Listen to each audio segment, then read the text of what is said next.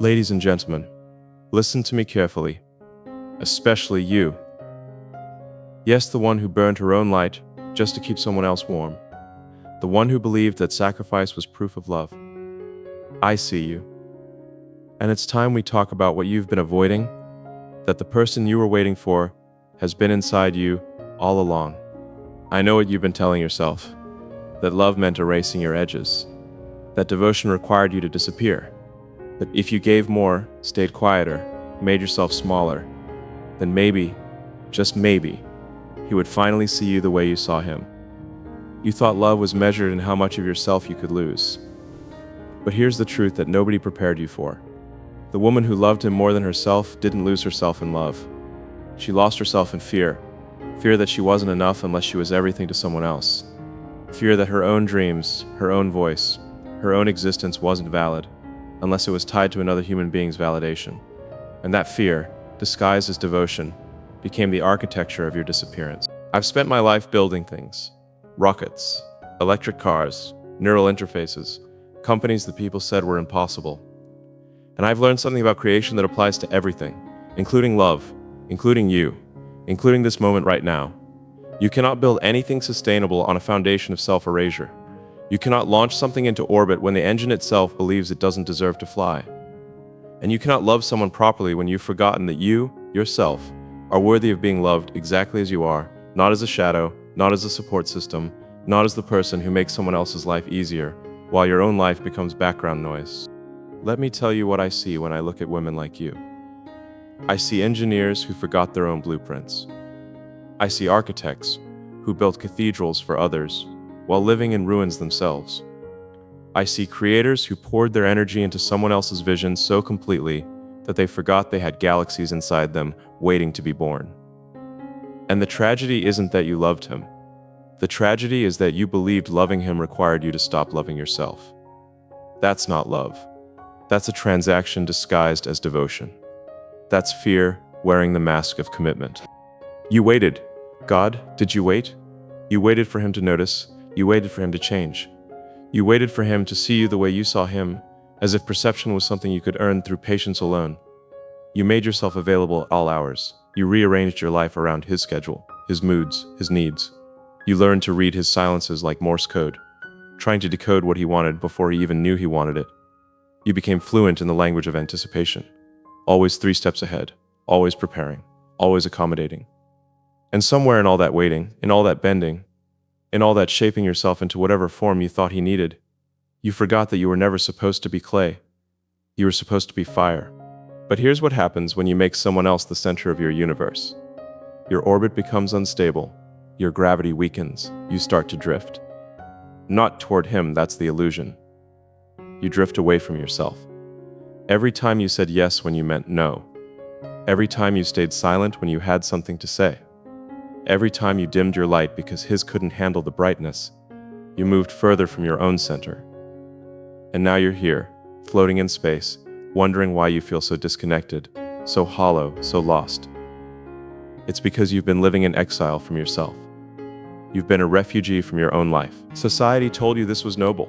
Your mother maybe told you this was how women love. Your culture perhaps told you this was sacrifice and sacrifice was beautiful. And maybe in some contexts, sacrifice is meaningful. But there's a difference between sacrifice and self-destruction. There's a difference between compromise and erasure. There's a difference between supporting someone and becoming invisible. And you crossed that line so gradually, so quietly, that you didn't even notice when you stopped being a person and became a function. When did it happen? When did I love you become I don't exist without you? When did devotion become deletion? I think about artificial intelligence a lot, about how we program systems to learn, to adapt, to optimize. And I think about how human beings, especially women who've been conditioned to prioritize others, become these incredibly sophisticated optimization algorithms. You learn to optimize for his happiness. You learn to minimize your own needs to maximize his comfort. You ran millions of calculations in your head. If I do this, he'll feel that. If I don't do this, he'll react that way. You became so good at predicting and accommodating that you forgot you weren't supposed to be an algorithm. You were supposed to be alive, unpredictable, messy, authentically beautifully human. And here's what kills me about your story, about stories like yours, the precision with which you dismantled yourself. the care you took, the thoughtfulness. If you had applied that same intelligence, that same dedication, that same relentless focus to your own dreams, your own growth, your own evolution, you would be unstoppable.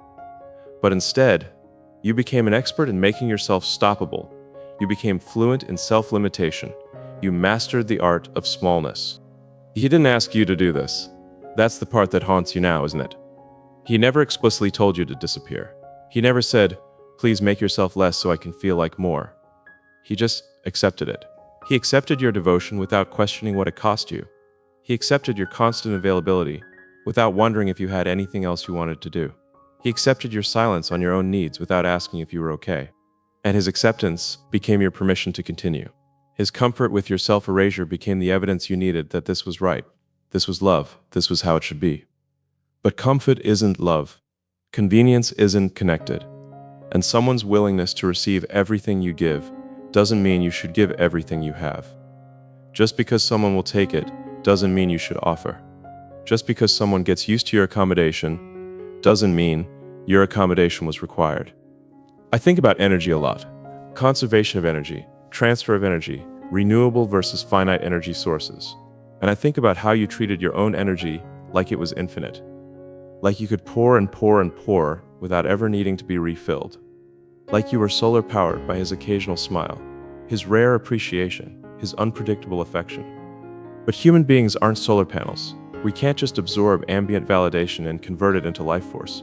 We need actual fuel. We need reciprocity. We need to be seen, to be valued, to be chosen not just when convenient but consistently, intentionally, actively. You gave him consistency. You gave him intentionality. You gave him active love. And what you received in return was sporadic attention, conditional appreciation, the bare minimum wrapped in just enough affection to keep you hoping. And you convinced yourself that hope was enough, that potential was sufficient, that maybe tomorrow, maybe next week, maybe when he works through his issues, maybe when the timing is better, then he'll love you the way you've been loving him. But here's the equation you need to understand. Delayed reciprocity isn't reciprocity. It's hope disguised as a promise that was never made. The human brain is incredible at pattern recognition. It's how we survived as a species. We learned to see patterns in nature, in weather, in animal behavior, and you applied that same survival mechanism to him. You looked for patterns in his behavior. You found the moments when he was kind, when he was present, when he made you feel like you mattered, and you held on to those moments like they were proof of something larger, like they were evidence of love growing beneath the surface. But what if those moments weren't seeds of something more? What if they were just moments? What if his kindness wasn't the beginning of transformation, but simply the extent of his current capacity? What if you've been waiting for a pattern to complete that was never actually forming? This is the cognitive trap of loving someone more than they love you. You become so invested in the story you're telling yourself about who they could become, about what the relationship could be, that you stop seeing what actually is. You stop living in reality and start living in projection. And projection is expensive. It costs you time, it costs you energy, it costs you presence. Because while you're busy imagining a future version of him that loves you properly, you're missing the present version of yourself that's withering from neglect. I want you to think about something. If I told you I was building a rocket that only worked 20% of the time, would you board it? If I said, hey, this electric car is amazing when it functions, which is about 3 days a month, would you buy it? If I pitched you a neural interface that occasionally connected your brain to computers but mostly just gave you headaches and confusion, would you sign up? No, you wouldn't. Because you understand that systems that only work occasionally aren't systems that work. They're systems that fail with intermittent pauses. And a relationship where you feel loved 20% of the time isn't a loving relationship with rough patches. It's a failing relationship with occasional reprieves. But you accepted it. You normalized it. You convinced yourself that love was supposed to be hard, that good things required suffering, that patience was a virtue. And patience is a virtue when there's something actually being built, when there's progress, when there's mutual effort toward a shared vision. But patience in the absence of progress isn't virtue. It's just waiting. And waiting isn't a strategy. It's a hope that you've elevated to life philosophy. Let me tell you what I've learned about waiting. I've waited for permits. I've waited for technology to catch up to ideas. I've waited for markets to be ready, for investors to understand, for the world to see what I could see. And during that waiting, I was building. I was testing. I was iterating. I was preparing. Waiting wasn't passive, it was strategic. But your waiting was different. Your waiting was hoping that someone else would change without you changing anything. Your waiting was believing that time alone would transform him into someone capable of loving you properly. But time doesn't change people. Time just passes. People change when they decide to change. And he hasn't decided. And you can't decide for him. Here's the realization that's going to hurt before it heals. You can't love someone into loving you back. You can't sacrifice your way into being valued. You can't disappear enough to make someone finally see you. The mechanics don't work that way. Love isn't transactional. It's not a formula where X amount of devotion multiplied by Y amount of patience equals Z amount of reciprocal love. That's not how human connection works. Love that's real, that's sustainable, that's actually love, it doesn't require you to perform, to prove, to audition constantly. It just exists, mutually, naturally, without one person holding their breath hoping the other will finally inhale. And I know what you're thinking right now. You're thinking about the good times. You're thinking about the moments when it did feel mutual, when he did show up, when you did feel seen. And you're using those moments as evidence that you're wrong, that I'm wrong, that if you just hold on a little longer, those moments will multiply and become the norm. But that's not evidence. That's intermittent reinforcement. It's one of the most powerful psychological mechanisms for creating attachment. It's why gambling is addictive. It's why hope can become toxic. Because the unpredictable reward creates a stronger bond than a consistent reward ever could. And he's been intermittently reinforcing your hope for so long that you've become addicted to potential rather than present reality. Let me shift this conversation. Let's talk about what loving yourself actually means. Because I don't think you know anymore.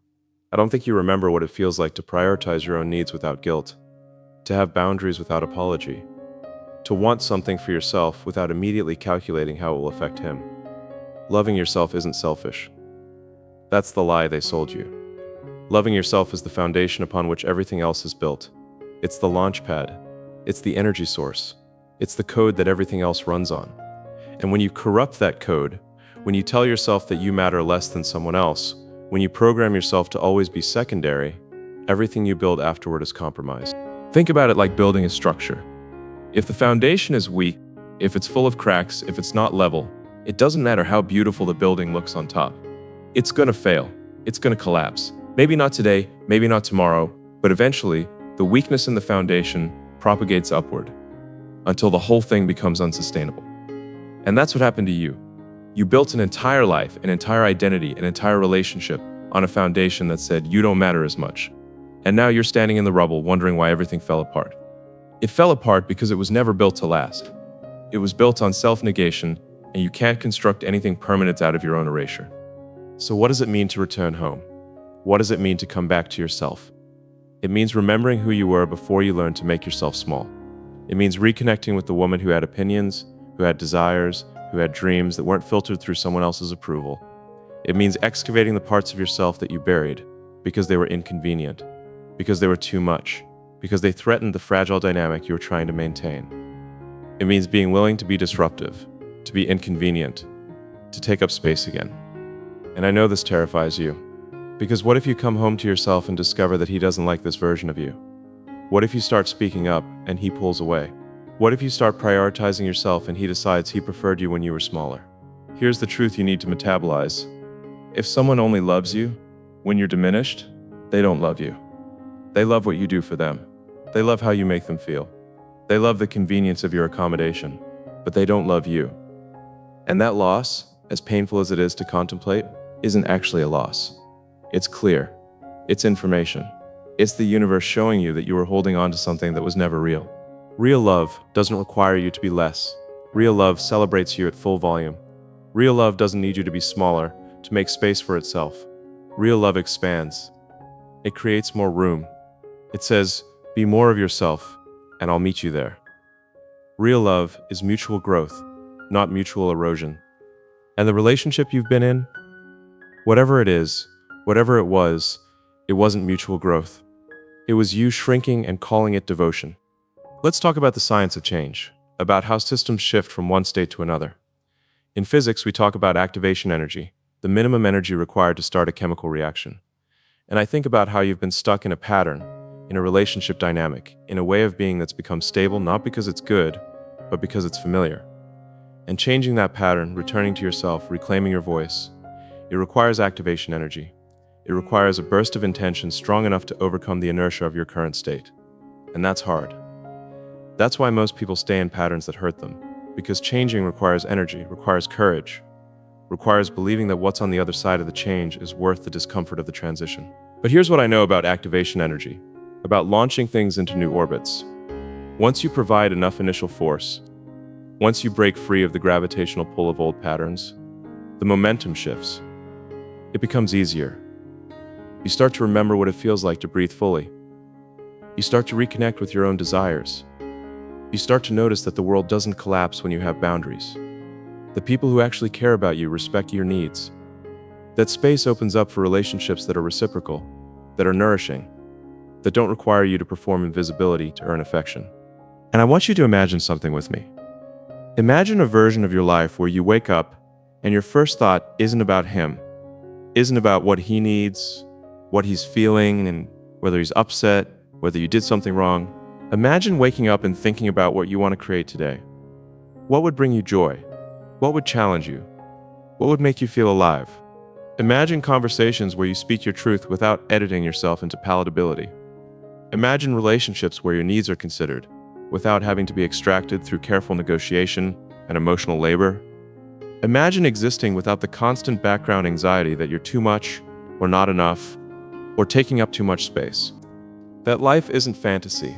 That life is what happens when you come home to yourself. When you remember that you were never supposed to be someone's emotional support structure at the cost of your own stability. You were supposed to be a whole person who connects with other whole people in ways that enhance both of your lives, not someone who disappears so someone else can feel bigger. The architecture of healthy love looks different than what you've been building. Healthy love has two independent structures that choose to create bridges between them. Both structures remain stable, remain whole, and stand on their own foundations. The bridges allow for connection, for exchange, for shared experience. But the bridges aren't load-bearing.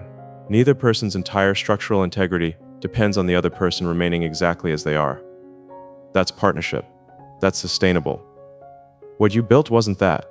What you built was more like you dismantled your own structure and used all your materials to reinforce his. And now you're homeless in your own life. But here's the beautiful thing about you, about humans, about consciousness itself. You're not actually destroyed. You're just dispersed. All those parts of yourself that you gave away, all that energy you poured into someone else, all that attention you directed outward, it's not gone.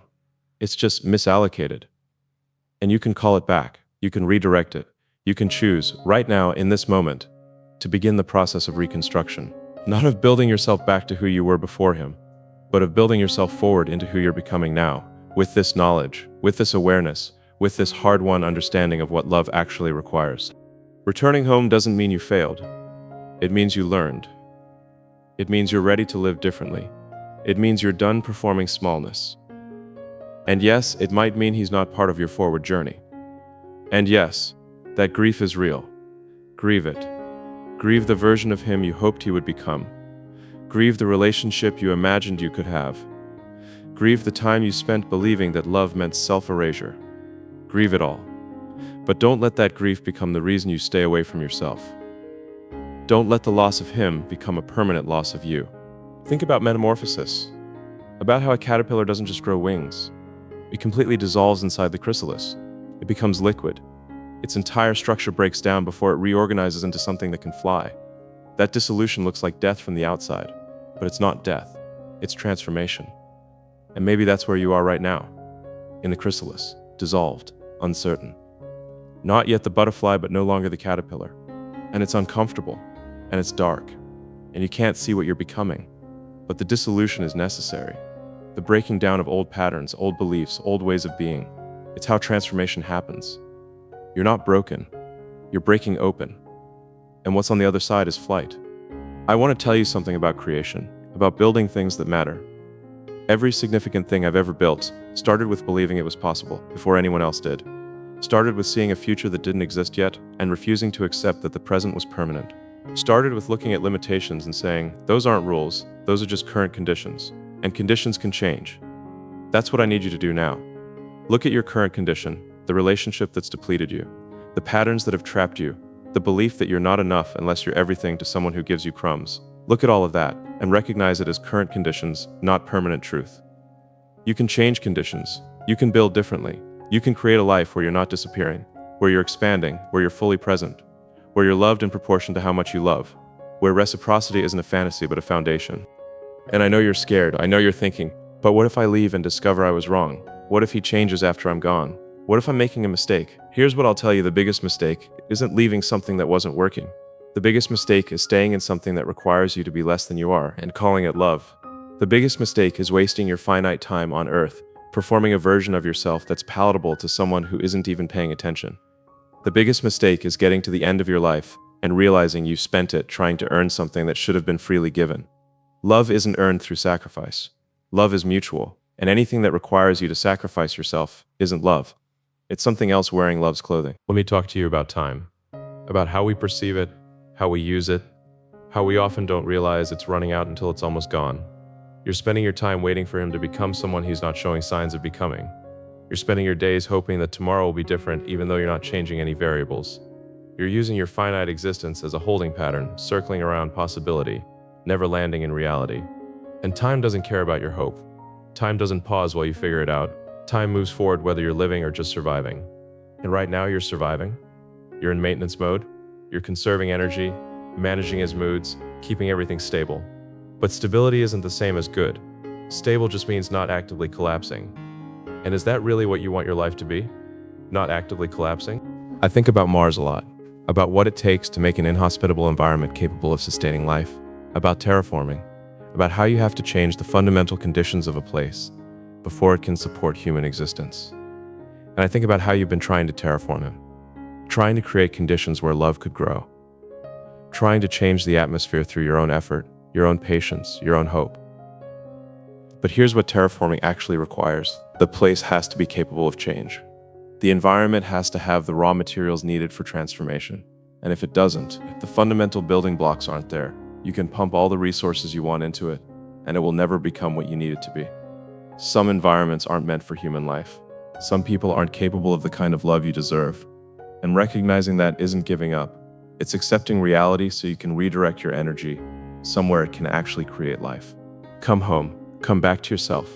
Not because he's bad or wrong or evil, but because you're worth more than what you've been accepting. Because your presence in the world matters.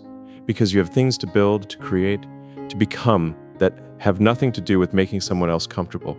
Come home, because home is where you should have been all along. Home is the foundation you've been neglecting while building everything else on sand.